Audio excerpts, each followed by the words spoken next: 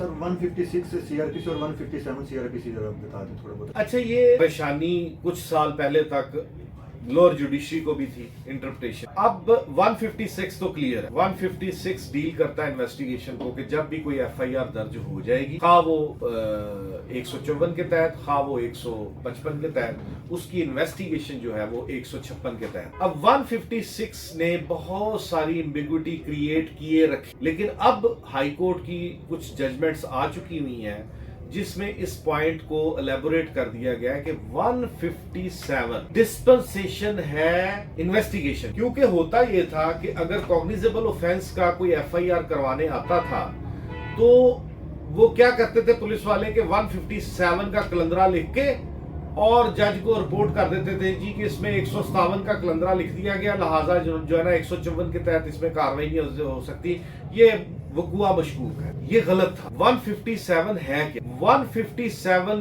کوئی قدغن نہیں لگاتا 154 یا 155، کسی قسم کا کوئی قدغن نہیں لگاتا کہ 157 مقدمہ درج رجسٹر کرنے سے روکتا ہے.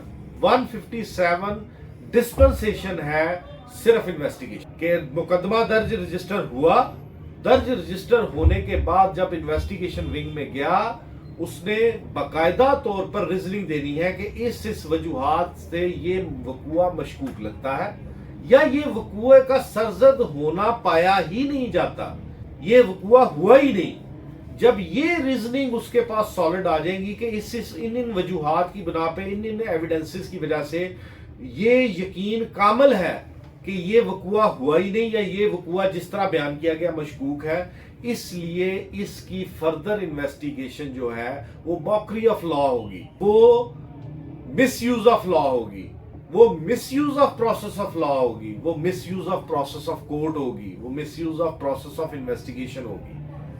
جب یہ سارا کچھ بیان کر دے گا ایک انویسٹیگیٹنگ آفیسر تو 157 کے تحت وہ انویسٹیگیشن روکے گا. پرچہ درج ہونے کے بعد 157 ایکٹیویٹ ہوگا. پرچہ درج نہ کروانے کے لیے 157 انووک نہیں ہوتا. یہ غلط سوچ ہے. اگر لوور جوڈیشری میں آج بھی ہے تو یہ غلط سوچ ہے. اگر انویسٹیگیٹنگ ونگ میں یہ سوچ ہے غلط ہے. اگر یہ SHO کے ذہن میں ہے تو غلط ہے. اب اس نے کیا کرنا ہے؟ 157 میں وہ ڈسپنس ود کر دی، اس نے کہہ دیا کہ جناب یہ میں انویسٹیگیشن نہیں کرتا. اس کا پروسیس کیا ہے؟